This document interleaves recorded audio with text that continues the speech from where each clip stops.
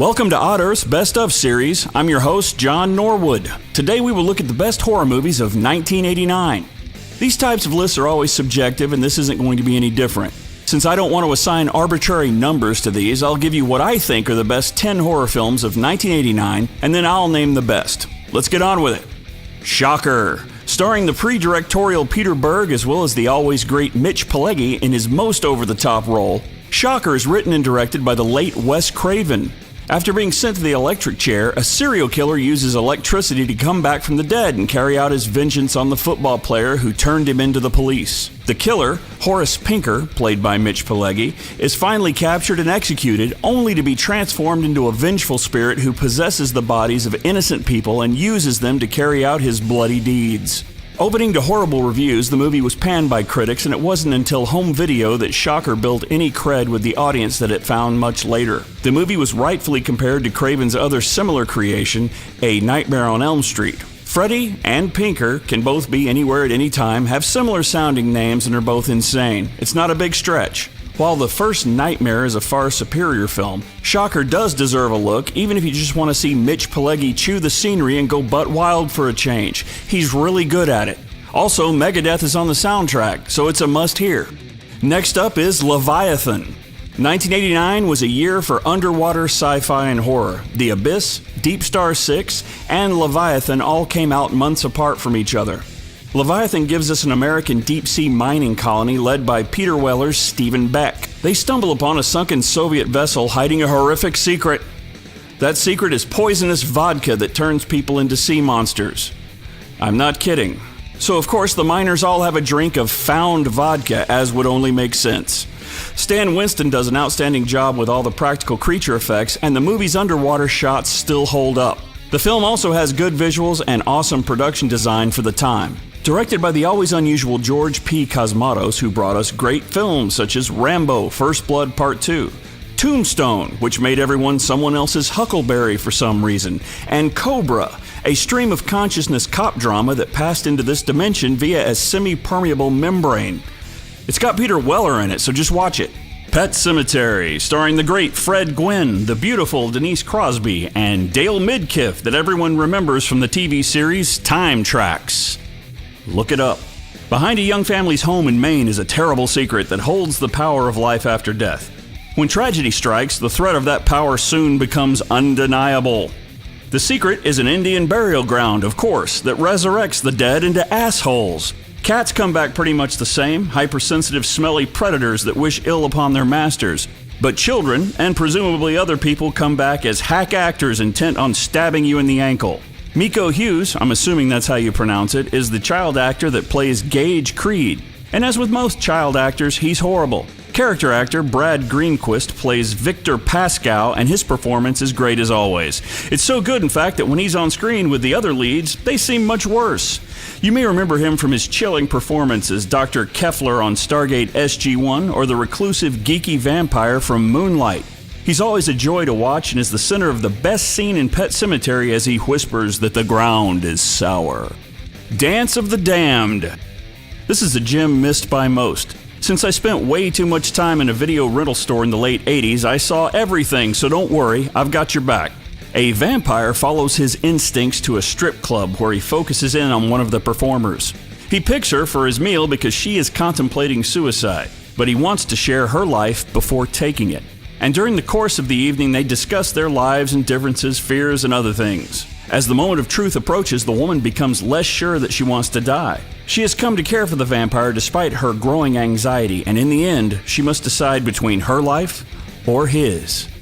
In the end, of course, she... Never mind, you should watch it. Starring Cyril O'Reilly of Porky's fame and Canadian actress Star Andreef, the two do a surprisingly good job on this extremely low-budget film. There are almost no effects, and the bulk of the film is only dialogue between the lead actors. You know, acting. Think The Man from Earth with a vampire instead of an immortal caveman, and you get partway there. This predates the Anne Rice movies, but not the books, and I see a little of her influence creep in now and again. Definitely worth a look. If you can't find it anywhere, leave a comment and I'll hunt it down for you. Although this film sometimes shows a release date of 1988, that was the Canadian release. It was released in 1989 in the United States. Puppet Master.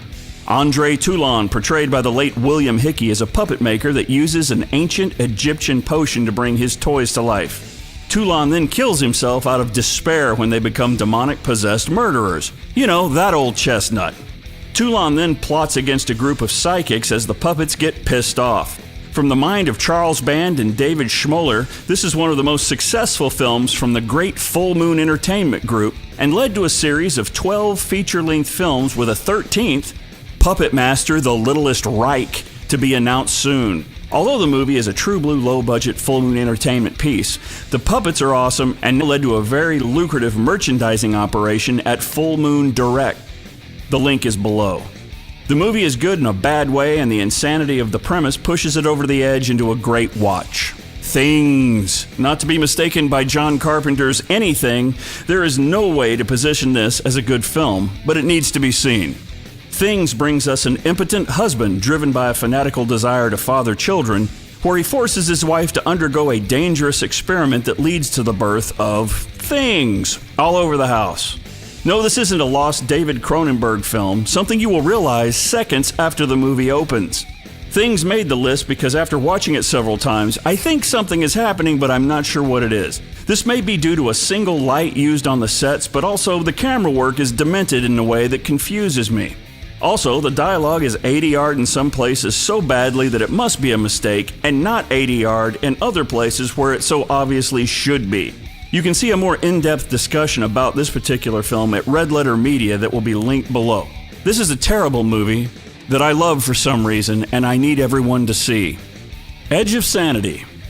When Henry Jekyll's experiments with cocaine have gotten out of control, he transforms into the hideous Jack Hyde.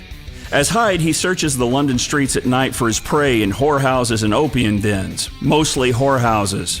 The police can't catch him, and he has nothing to lose but his mind. Anthony Perkins and Glynis Barber from EastEnders star in this film. Anthony Perkins, of course best known for Psycho, plays a crazy guy really well. This is a lost, great film in my opinion, and while it appears after the truly terrible Things, I want to make it clear that this is not a so bad it's good. It is a good film, and Anthony Perkins kicks a lot of ass in it. In fact, I may actually prefer his portrayal of Jack Hyde over the Psycho bit.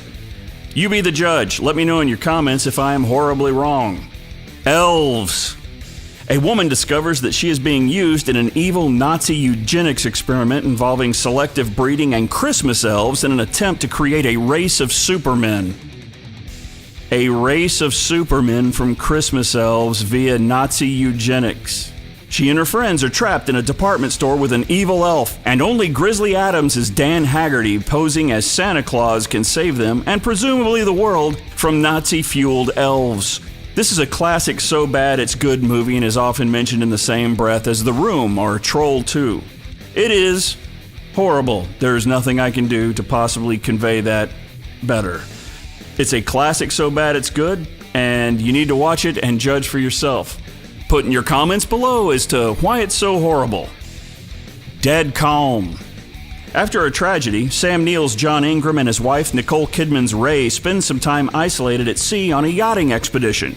They soon come across a Billy Zane who has abandoned a sinking ship, and they rescue him as the sole survivor. The couple discovers that the seemingly harmless survivor is actually a vicious murderer, and a tense showdown on the open seas ensues. Unlike Elves, this is awesome. The cast is fantastic, and even Nicole Kidman manages to pull off a sympathetic character for a change. Billy Zane as the Heavy was impressive, and as usual, Sam Neill brings the whole thing together. This movie was incredibly tense, and although several listings place it in the mystery and suspense genre, I highly recommend it as a horror film. The use of isolation is reminiscent of John Carpenter's The Thing, and the dread of being trapped below decks on a sinking ship is so well portrayed by Sam Neill that I actually had a nightmare after seeing it. Dead Calm kicks ass. Communion. Whitley Strieber, played by Christopher Walken, goes with his family and some friends to his holiday home in the forest.